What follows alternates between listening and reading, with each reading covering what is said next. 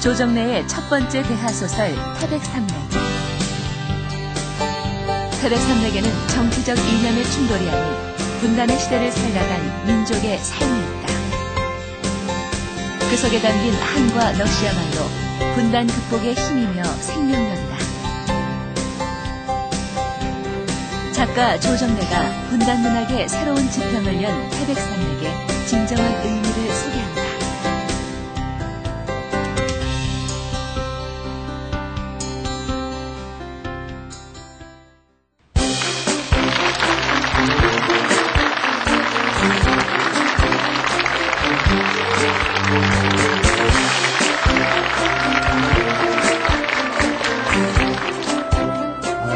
이번 시간에는 태백산맥에 대한 이야기를 집중적으로 하겠습니다. 태백산맥을 읽은 여러 독자들께서 저한테 질문을 갖고 있는 게 왜 그런 작품을 썼는가 하는 게 첫 번째고, 두 번째가 그런 작품을 쓰면서 그 많은 소재들을 어디서 취합했는가 하는 의문이고, 세 번째가 그 많은 고통을 당했는데 거기에 대한 작가 입장은 무엇인가 하는 것들입니다. 그걸 종합적으로 말씀을 드리도록 하겠습니다. 태백산맥은 여러분들이 아시다시피 분단의 이야기입니다. 분단의 이야기인데 단순히 분단만을 말하는 것이 아니고 분단을 넘어서 우리는 어떻게 통일로 가야 할 것인가 하는 문제가 소설의 주제입니다.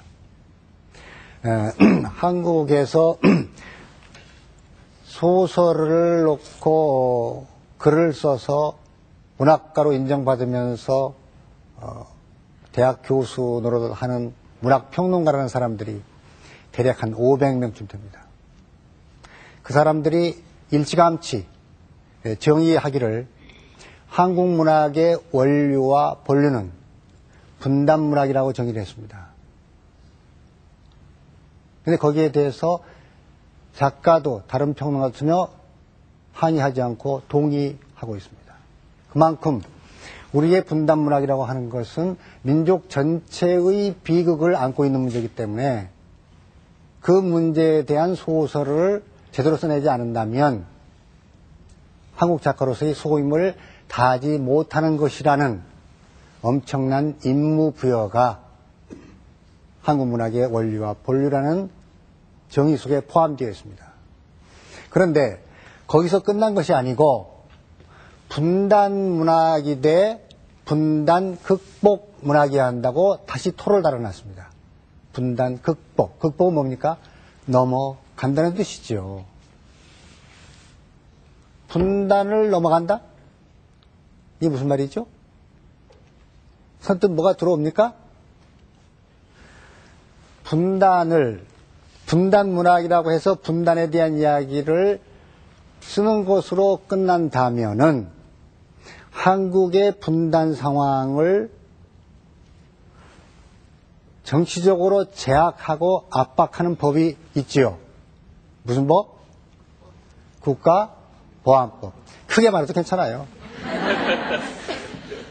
지금으로부터 20년 전에 제가 소설을 시작할 때 국가보안법의 개폐, 폐지 이런 이야기를 하면 바로 어디로 끌려갔어요? 중앙정보부. 그런데 지금은 국회에서 국가보안법을 없애는 시대가 되었기 때문에 우리 사회가 얼마나 발전했는가 하는 것을 여러분들은 실감할 수 있어야 합니다. 분단의 소설을 쓰되 분단을 극복한다는 이야기는 저도 제 소설이 태백산맥이 쓰여지기 전에 분단을 다룬 소재가 약 60%가 됩니다. 마찬가지로 한국 작가들 대략 600명에서 1000명이 이르는데 제가 소설을 태백산맥을 시작할 때 그때마다 600명이었고 그 후에 늘어나서 1000명을 넘어가는 모양인데 그 600명의 작가들 또한 작품을 분석해보면 60% 이상이 분단을 소재로 한 것입니다. 그런데 평론가들이 분단 극복 문학이 한다고 극복이라는 단어를 쓴 이유는 분단 상황을 다루었으되 그것이 국가보안법이 제약하고 있는 범위 내에서만 썼기 때문에 그것 또한 무슨 문학이다? 그야말로 분단 문학이다. 작가들이 국가보안법에 걸리지 않을 정도로 자기 검열, 미리미리 스스로 검열하는 거예요. 이거 쓰면 안 되겠지? 지우고. 이거 쓰면 안 되겠지? 지우고. 그러다 보니까 소재만 분단이었지 주제적으로 볼 때는 결국은 반공문학에 머물러 버렸단 이야기예요. 이게 굉장히 중요한 부분입니다. 그래서 평론가들이 볼 때 그 분단을 넘어갈 수 있는 국가보안법을 넘어가라 소리예요. 국가보안법을 넘어가 버리면 어떻게 돼요? 또 어디로 가? 중앙정부로 또 가야 되죠. 그러면 평론가들이 그 이야기를 제시했으면 분단 극복은 어떻게 하는 것이라고 이야기를 써줘야 되잖아요. 근데 안 써요. 그걸 쓰면 어떻게 돼요 또? 또 붙들려 간단 말이에요. 그냥 암시만 하고 너희들이 알아서 해 하고 자기들은 얕게 딱 뒤로 빠져버려요. 근데 그 이야기를 극복이란 말을 못 알아듣는 작가는 한 명도 없죠. 다 알아듣습니다. 그러나 그 분단 극복을 해서 국가보안법이 제재하는 부분을 넘어가 버리는 것은 어떻게 되는 거죠? 휘발유통을 짊어지고 불 속으로 뛰어 들어가는 거나 마찬가지고 맨몸으로 알몸뚱이로 가시철망의 담을 뚫고 가려고 하는 무모함이나 똑같은 거예요. 그런데 분단을 다룬 소설들이 한 작가가 계속해서 반복하는 이유는 무엇인가? 단편을 써놓고 보니까 완성이 안 돼 있단 말이죠. 스스로가 알아요. 그래서 중편 쓰고 또 중편 써서 안 되니까 또 다른 중편 써보고 또 안 되니까 장편 써보고 이렇게 해서 계속해서 뭔가를 그 뭔가가 바로 민족 통일에 기여할 수 있는 쪽으로 몸부림을 치면서 가보아도 결국은 손오공이 아무리 하늘을 날아가도 도달한 데는 어디다? 부처님 손바닥 아니듯이 그 국가보안법이 제재하고 있는 울타리 내에 있단 말이죠. 이 고민에 봉착한 것이 한국어 작가들입니다. 그래서 저는 태백산맥을 쓰기 직전에 내가 8권의 책을 가지고 있었어요. 장편 2개, 중단편집, 단편집 해가지고 그걸 전부 제가 냉정하게 발표해보니까 이 소설은 한 편도 남지 않겠다. 내가 지금 잠깐 죽는다고 생각하고 따져보니까 한 편도 안 남겠다. 남는 것이 뭐가 중요한가? 왜 중요하죠? 문학은 뭐 했다고 그랬죠? 그 생명이 만년을 가야 하는데 남지 않는다면 그건 아무 의미가 없는 쓰레기지요. 나의 인생이 망운을 가까이 가는 나의 인생이 쓰레기란다면 헛산 거지요. 그래서 제대로 된 걸 써보자 하고 작정하고 그야말로 분단을 극복하려고 작정한 것이 태백산맥이었습니다. 그러니까 한국의 분단의 이야기는 이런 식의 산맥이에요. 우리 민족이 분단된 이야기가 이 자체가 거대한 산맥인데 단편으로 쓰면은 이 골짜기 좀 파다가 말고 중편으로 쓰면은 이만큼 파다가 말고 장편으로 쓰면은 이만큼 파다가 말아버리니까 전체의 모양이 안 보이는 거죠. 그래서 대하 소설을 써야 된다. 수많은 사람들이 각기 다른 계층에서 나타난 이야기들을 총체적으로 모아야만 전체의 모양새가 볼 수 있다. 그래서 대하 소설을 첫 번째 구상하게 된 겁니다. 두 번째, 분단을 극복한다고 하는 것은 이제 구체적으로 들어가는 거죠. 반공주의를 넘어가야 하는 것인데 반공주의를 넘어간다는 것은 무엇인가? 요즘에는 좀 달라졌겠지만 우리 후배 15년 후배들까지도 공산주의다 빨갱이는 뭐라고? 숯불도 친 도깨비다. 또 이빨이 나와가지고 피 빨아먹는 흡혈귀다. 그렇게 가르쳤잖아요. 6.25 되면 그렇게 글짓기 시켰고, 그리고 포스터 그렸고, 군대 가면 뭐 하는 거 있죠, 이거. 거기에 그 표적을 그렇게 만들어 놨었고, 이것을 해체시켰단 말이죠. 다시 말하면, 공산주의자, 사회주의자들도 그들 나름으로 인간이었다는 이야기를 해야 될 거 아니에요. 정말 그 사람들이 흡혈귀입니까? 도깨비입니까? 아니란 말이죠. 우리와 똑같은 인간이면서 시대 상황에 따라서 어찌할 수 없이 하나밖에 없는 목숨을 걸고 그들 나름의 투쟁을 했다는 사실을 이야기해야 된다고요. 그러면 어떻게 돼? 너 또 와. 그래서 끌려가야 되는 거죠. 국가가 그렇게 정의를 내려놨는데 그게 아니다 하고 말해야 되는 거예요.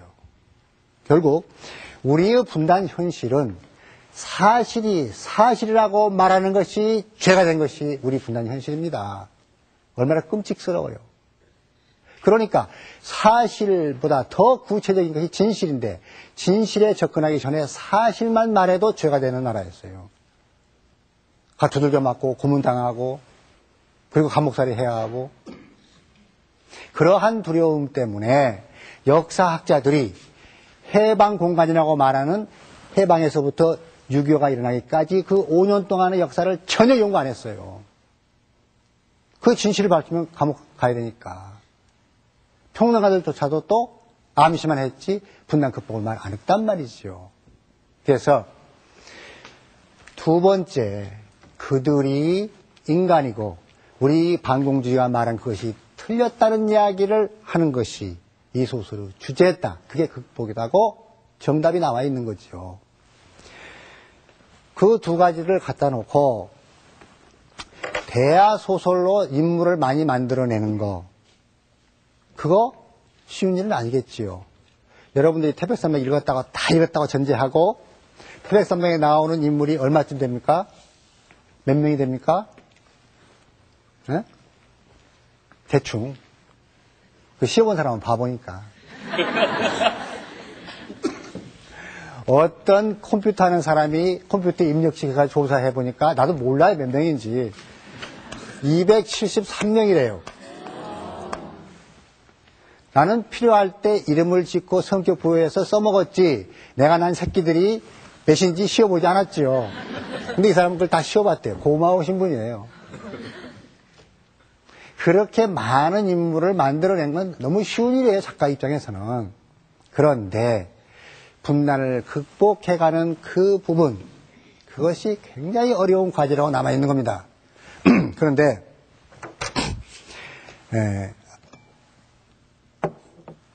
역사를 연구하는 자들이 내려놓은 정의가 있어요. 두 개의 서로 반대되고 갈등을 일으키고 충돌을 하는 두 개의 정치 집단들이 만들어 놓은 문제점은, 모순과 갈등은 그들에 의해서는 절대로 해결되지 않는다. 계속 싸우니까. 그 중간에 문화라는 중간 여과 과정을 거쳐야 한다고 정의 내려놨습니다. 이것도 작가들로서는 굉장히 중요한 부분이죠. 그 문화 속에 뭐가 들어가요? 문학도 포함되는 겁니다. 그러니까 우리 민족의 과제가, 우리 민족의 비극이 분단이고 그것을 풀어야 하는 수고리 통일이라고 한다면 이러한 분단 시대에 사는 작가로서 양쪽 정권에게만 맡겨놓으면 안 되는 거죠. 이 문제를 해결할 수 없으니까. 그럼 작가가 개입을 해야 되는 거예요. 그럼 작가만 하느냐? 다른 예술이 다 해야 되겠죠. 다른 또 문화적인 것, 역사학자를 다 동원돼야 되겠죠. 그러나 미술 가지고 뭐 분단에 대한 뭐 하면 휴전선이라든지 그리고 말겠죠. 또 음악으로 하면 뭐 몇 것, 그러면 구체성이 없잖아요. 가장 구체적으로 형상화시켜서 감동을 줄 수 있는 것은 시도 아니고 소설인 거예요. 그래서 문인들이, 시인들이 분단의 시를 별로 안 썼지만 소설가들이 분단 이야기를 많이 썼던 것도 바로 소설이 가지고 있는 이야기성의 특성 때문에 그렇게 된 것입니다. 그러면 그 소임, 작가로서의 소임, 그것이 그 시대의 산소 역할을 해야 되는데, 술 취한 사람이 신문에 난 이야기를 술주정하면서 했어요. 그런데 그 사람이 붙들려 가가지고 국가보안법 위반 혐의로 두들겨 맞고 감옥에 간 것이 우리 현실이에요. 신문에 난 이야기들이잖아요. 이렇게 이미 신문에 난 것조차도 말을 하면 안 돼. 그러니 우리는 얼마나 갑갑한 속에서 군부적 독재 30년을 살아왔냐 이 말이지요. 그런데 제가 태백산맥을 시작한 것이 1983년입니다. 이 1983년에 여기 온 사람 중에서 안 태어난 사람도 있을 것 같은데. 그때는 전두환이라는 사람이 정권을 탈취해가지고 광주에서 200여 명을 학살을 해버리고 강압적으로 핍박을 가하던 그 시절이었어요. 그래서 대학생들도 그 핍박이 무서워서 그때 운동을 못하고 전부 잠복되어 있던 시기였습니다. 그 시기에 나는 옛날에 빨치산 투쟁을 했어 하면 그냥 잡혀다 가지고 10년 전역 살아야 돼요. 빨치산 투쟁을 했던 사람들이 20년 전역을 살고 나왔는데 보호 관찰한다 해서 다시 집어넣어가지고 또 감옥을 살리던 그런 시절이었단 말이죠. 그때 국가가 말하고 있는 그러한 공산주의자들이 그들이 도깨비가 아니고 흡혈귀도 아니고 사람이었다 하는 이야기를 감히 하려고 하다니 못된 놈. 응? 그 된 거죠. 그러나 이것을 알면서 폭력이 무서워서 쓰지 않는다면 그게 어찌 작가이겠는가 하는 실존적인 자기 괴로운 책모가 계속 괴롭히는 거예요. 모르면서 안 써버리면 무식의소치니까 용서가 되지만 알면서 안 쓰는 건 비겁이지요. 작가에게 있는 건 뭐밖에 없어요. 양심과 정의밖에 없는 거예요. 그걸 실현시키지 못한다면 작가일 수가 없는 거죠. 그래서 저는 단호하게 결심을 하고 태백산맥을 쓰기로 작정을 했습니다. 1983년에 현대문학의 9호로부터 작품이 연재되기 시작했는데 두 회분을 써놓고 나니까 아무래도 불안해서 견딜 수가 없어요. 그래서 몇 번 망설이다가 아내한테 이야기를 해야 되겠다. 이렇게 작정을 하고 저는 애가 하나밖에 없어요. 왜냐하면 문학을 해서 도저히 잘 살 자신이 없었기 때문에 우리가 국문과를 갈 때 국문과로 한 게 아니라 굴물과로 했어요. 굴물과. 밥을 굶었던 게 우리 선배들이에요. 문학하면서. 그리고 독자들이 1970년 그때 독자들이 없었기 때문에 여러분 지금으로는 상상도 못하는 경제 상황이었기 때문에 책을 내려면 마누라들이 5년, 6년 갯돈 부어놓은 걸 갖다가 자비 출판을 했어요. 3,000부씩. 그렇게 해서 우리 문학이 이어져 내려왔던 그 절이었기 때문에 굶을 걸 다 각오하지 않으면 안 되는 그런 열혈 청년들이 문학을 했던 겁니다. 그래서 저는 처음에 시를 쓰고 싶어 했어요. 10대 때 시인 아닌 사람 없다고 그러잖아요. 국문 갈 때 다 시인이 되고 싶어 갑니다. 그래서 시 쓰다가 안 되면 우리 문학동네에서 하는 말이 있어요. 소설 써요. 소설 쓰다가 안 되면 희곡 써요. 희곡 쓰다 안 되면 시나리오 써요. 시나리오 쓰다 안 되면 수필 써요. 수필 쓰다 안 되면 평론 써요. 이게 또 평론가한테 기분 나쁘겠죠. 어쨌든 그렇게 우리 문학동네에 그런 말이 있어요. 그래서 저는 이제 시를 2년 동안 써서 안 되어서 남들은 시를 한 편을 쓰면 일주일 걸리는데 저는 하루에 3편씩 써버려요. 그냥 도저히 길어지고 시는 줄이는 건데 길어지고 그래서 1년 동안 한 나라를 반성하면서 소설로 바꿨어요. 그리고 소설로 바꾸고 나서 시에 대한 향수와 그리움을 잊지 못하여 시인을 아내로 삼아 지금까지 받들고 40년을 살아와. 그 아내에게 우리 애 하나만 낳고 끝내자. 동의해서 하나만 낳았어요. 그놈이 국민학교, 그때는 국민학교였어요. 4학년 때 태백섬이 시작되는데 걔는 자고 있고 밤 12시가 넘은 시간이었는데 네, 그랬어요. 내가 이런 식으로 써가는 대로 한다면 반드시 정치적 핍박을 받게 되고 위해를 당할 것이다.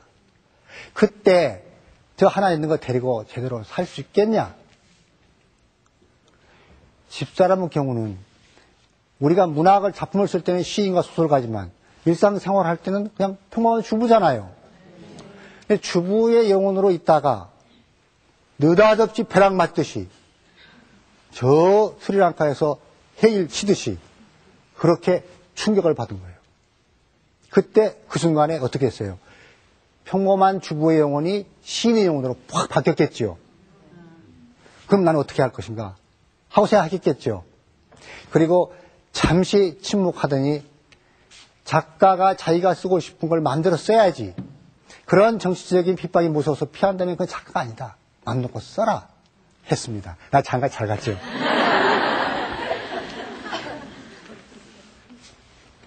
근데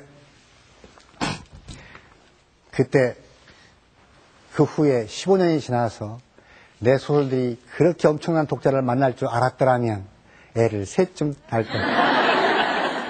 내 인생의 가장 큰 실수를 한 계획이 바로 그거예요. 농담이고. 그래서 아내한테 유언하듯이 그렇게 말을 하고 마음 편안하게 태백산맥을 써나가기 시작했습니다. 그런데 취재를 해서 빨산들의 이야기를 써야 되는데 빨산에 산 사람 다 죽고 어쩌다가 살아남았어도 그 사람들은 자기의 흔적을 완전히 지우고 과거에 아무것도 안 했다는 식으로 숨어 살던 그 시절에 그 사람들을 찾아다니는 겁니다. 한 사람한테 가고 두 사람한테 가고 그렇게 해서 이야기들을 모으고 또 가서 보면 아무것도 모른다. 난 다 잊어버렸다. 다시 찾아가면 나이가 많아서 죽어버리고 이렇게 해서 이야기를 저 모래사장에 떨어져 있는 쌀알을 하나씩 줍듯이 그렇게 취재를 해서 엮어서 놓은 것이 태백산맥들의 이야기입니다. 그런데 어떤 사람들은 그렇게 묻습니다. 태백산맥을 읽기만 해도 무서워 죽겠는데 그걸 쓰면서 붙들려갈 생각 안 했느냐, 두렵지 않았느냐 하고 묻습니다. 어찌 두렵지 않겠어요?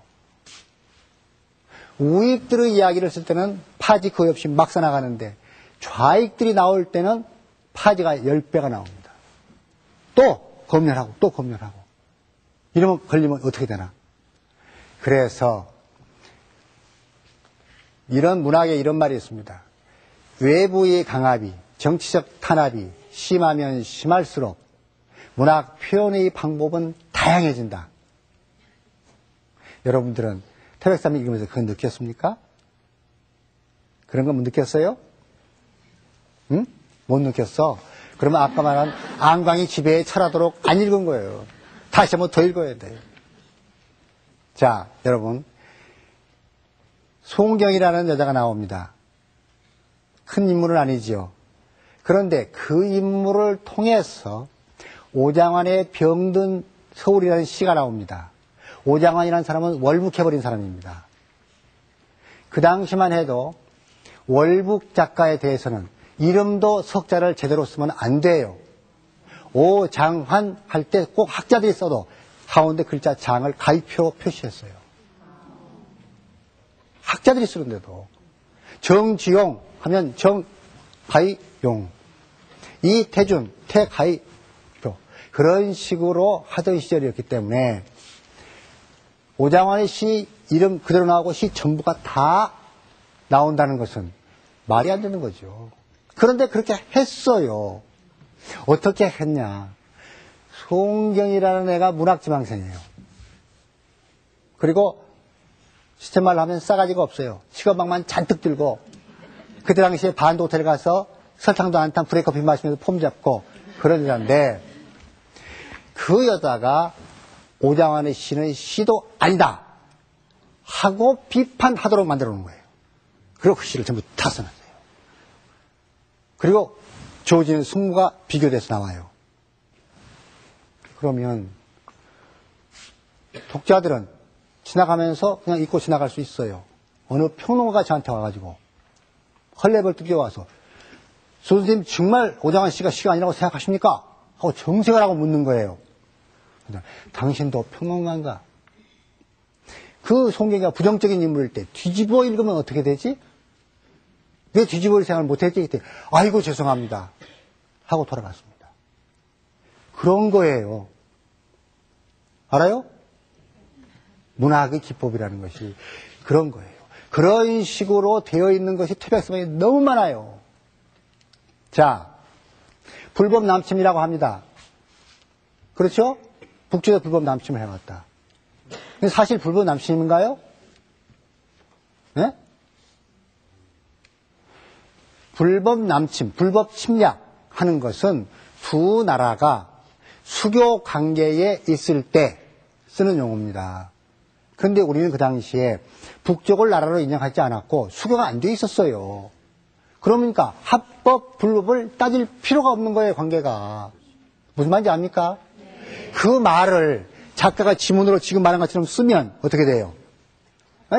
제가 그냥 가는 거예요. 그것을 경찰서장의 입을 빌려서 이게 말도 안 되는 짓거리 하고 있네. 이게 무슨 소리야? 빨리 쳐내라서 막아야지. 왜 계속 내두에서는 불법 남침만 되풀이하고 있어? 하고 비판을 하게 만들었습니다. 그러니까 제가 고발당하고도 안 잡혀 들어간 거죠. 그러면 가로 해놓고 독자 여러분 여기는 이런 식으로 읽으십시오. 가로 닫고 이것을 하지 못하는 게 작가 입장이잖아요. 그렇죠? 그래서 안광이 집에 차도록 읽으란 말이 그거예요. 글을 읽되 겉만 읽지 말고 뒤에 숨은 뜻까지 읽어야 책을 제대로 읽는 것이다. 지금 한 말은 일반 독자에게 교양으로 할 수 있는 이야기이면서 문예 창작과 학생들에게 창작론을 본격적으로 강의해야 할 대목입니다. 그러니까 어떤 핍박이 가해져도 기기묘묘한 방법으로 자기 방어를 하면서 써나갈 수 있는 것이 소설의 묘미다. 그러므로 문학은 멋지고 아름답다. 해볼 만한 것이다. 여러분도 문학 좀 해보세요. 에이, 근데 별로 안.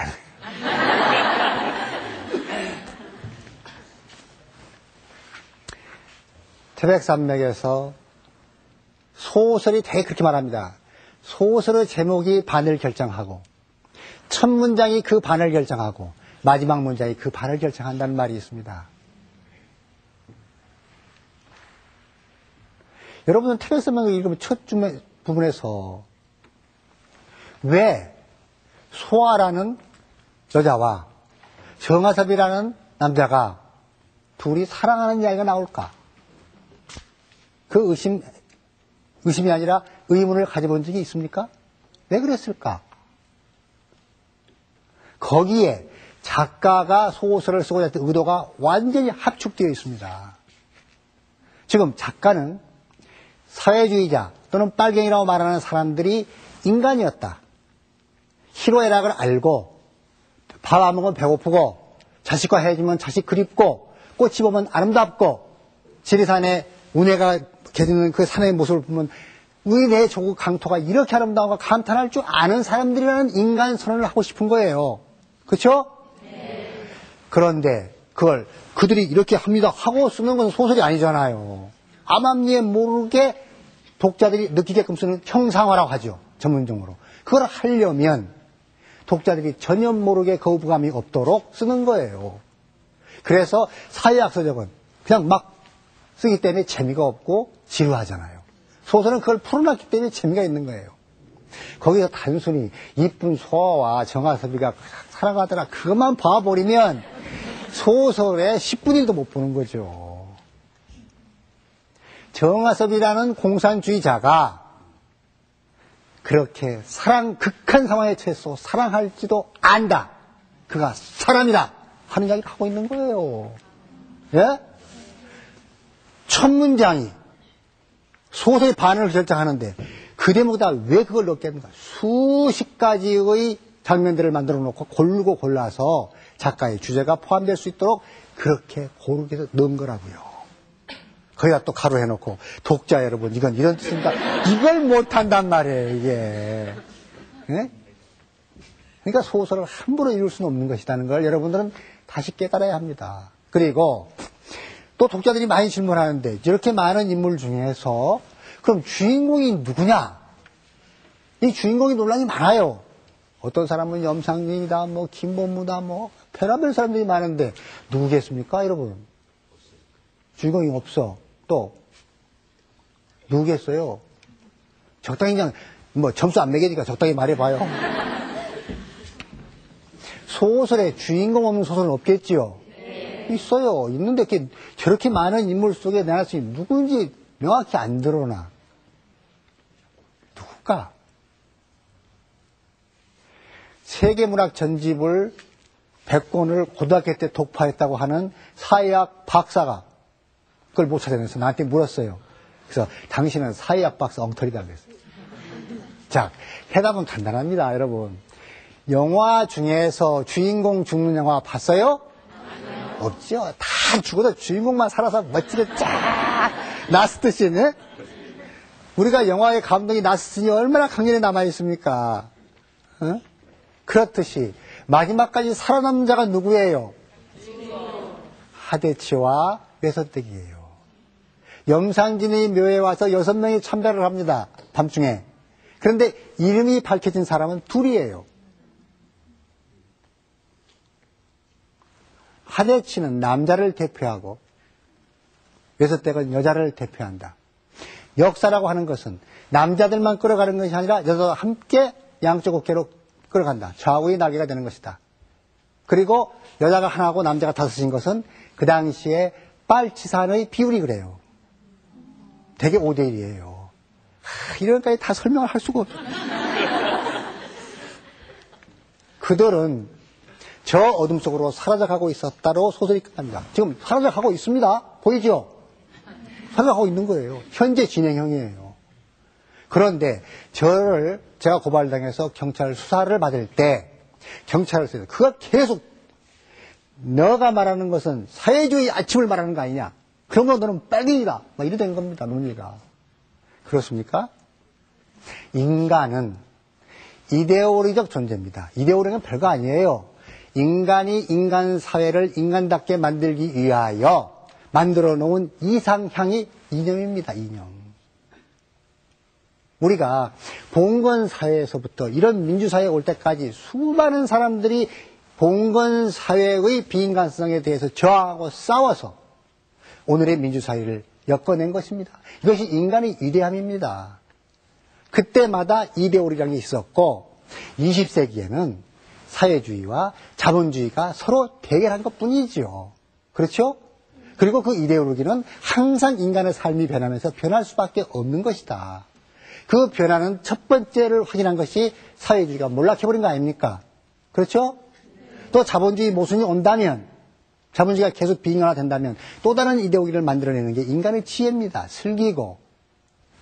그 하대치와 외서댁은 인간의 새벽을 향해서 가는 것이지, 사람다운 사람이 살 수 있는 세상을 향해서 가는 것이지 공산주의 이데올로기 아니란 말이죠.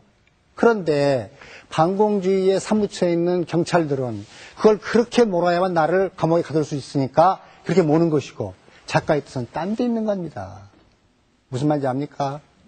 네. 그래서 소설을 읽을 때 무엇이 잘못된 것인가? 지금 오늘 이야기를 여러분께 들으시고 내가 소설을 얼마큼 잘못 읽었는가, 손해봤는가, 본전 손해봤는가 하는 걸 느껴야 됩니다. 아니, 소설이 좀 길어요? 좀 비싸? 그런 돈을 투자했으면 그만큼은 건져야죠. 그런데 제가 1986년부터 단행본이 나오기 시작해가지고 1987년부터 공갈 협박을 새벽 2, 3시면 당하고 너희 집 지금 폭파된다. 너희 식구 몰살시키겠다. 너희 아들이 어느 대학 다니는지 안다. 뭐 이런 식의 협박을 계속 받았는데 정식으로 비공식 정식으로 대한민국 수사기관들이 전부 다 동원돼서 내사를 했습니다. 그 내사 결과 91년에 검찰청에서 그 당시에 350만 부 이상 팔린 책을 새삼스럽게 문제 삼는 것은 바람직하지 않다. 문제 삼지 않겠다. 단서가 붙어 있었어요. 일반인들이 교양으로 읽으면 좋지만 대학생이나 노동자들이 읽으면 이적 표현을 쓸 수 있도록 법적 조치하겠다고 되어 있었습니다. 이 말이 무슨 말인가? 안방에서 어머니가 읽으면 교양이요. 건전방에서 대학생 아들이 읽으면 이적 표현물이 된다는 이야기입니다. 그래서 이런 어처구니없는 일이 어디 있느냐 하고 모든 신문들이 그걸 비판을 했습니다. 그래서 끝난 줄 알았는데 1994년에 정식으로 자기들이 반공단체라고 하는 사람들 8개 단체가 힘을 모아가지고 저를 국가보안법 위반 혐의로 빨갱이로 고발을 해버렸습니다. 그것이 지금까지 해결이 안 된 채로 끌어오고 있는 사건이고 아리랑을 쓰면서 경찰의 수사를 받았고 한강을 쓰면서 검찰청의 수사를 받았고 그리고 지금까지 미해결인 채로 검찰 고발 사건 사상 최장기 위조 사건으로 지금 영광스럽게도 저는 혐의자입니다. 그런데 이런 혐의자가 이렇게 공개적으로 방송에서 시청자들을 상대로 강연을 하고 있으니 지금 이 땅은 얼마나 민주화되었는가 확인할 수 있으시죠? 네. 그리고 그 사건이 해결되지 않음으로써 저는 외국 여행을 가거나 비자를 바꾸거나 여권을 바꾸거나 또는 북한에 갈 때 통제를 당해서 못 갑니다. 그러면 담당 검사한테 제가 찾아가가지고 또 검사들이 이렇게 젊어요. 전부 내 자식처럼 30몇 가서 이거 도장님 찍어주시죠. 해서 도장을 찍어주는데 그 혐의죄가 첫 번째 국가보안법 위반, 두 번째 사기, 세 번째 명예훼손 3가지 범죄예요. 사기는 거짓말로 국민을 오도했다. 그게 사기 범죄다. 그래서 제가 그거에 다 합해서 벌을 받았다면 아마 한 20년 받아야만 될 거예요. 그러나 저를 그렇게 검찰에서 못했던 이유는 전부 수많은 독자들이 읽고 저를 울타리를 만들어서 보호해 주었기 때문에 검찰도 그렇게 못했습니다. 우리들의 힘은 반공주의를 옹호자 하는 법의 힘까지도 싸워서 이겼다 하는 것이 태백산맥에 연결되어 있는 문제고 우리는 그런 부분에서 모두 이 땅이 민주화가 된 것에 대해서 우리 모두가 다 이룬 것이라고 생각하고 자긍심을 가져줬습니다. 오늘 마치겠습니다.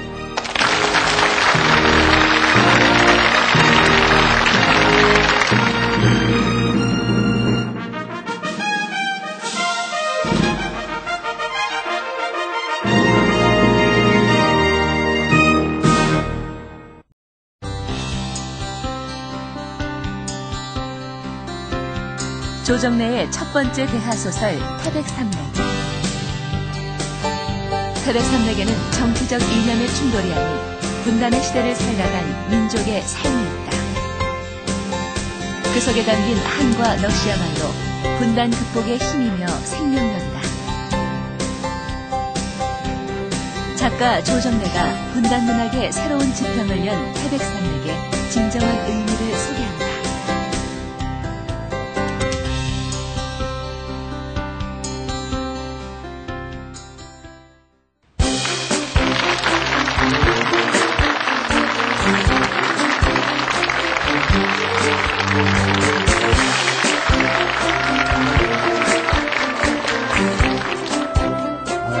이번 시간에는 태백산맥에 대한 이야기를 집중적으로 하겠습니다. 태백산맥을 읽은 여러 독자들께서 저한테 질문을 갖고 있는 게 왜 그런 작품을 썼는가 하는 게 첫 번째고, 두 번째가 그런 작품을 쓰면서 그 많은 소재들을 어디서 취합했는가 하는 의문이고, 세 번째가 그 많은 고통을 당했는데 거기에 대한 작가 입장은 무엇인가 뭐 하는 것들입니다. 그걸 종합적으로 말씀을 드리도록 하겠습니다. 태백산맥은 여러분들이 아시다시피 분단의 이야기입니다. 분단의 이야기인데 단순히 분단만을 말하는 것이 아니고 분단을 넘어서 우리는 어떻게 통일로 가야 할 것인가 하는 문제가 소설의 주제입니다. 한국에서 소설을 놓고 글을 써서 문학가로 인정받으면서 대학 교수 노릇을 하는 문학평론가라는 사람들이 대략 한 500명쯤 됩니다.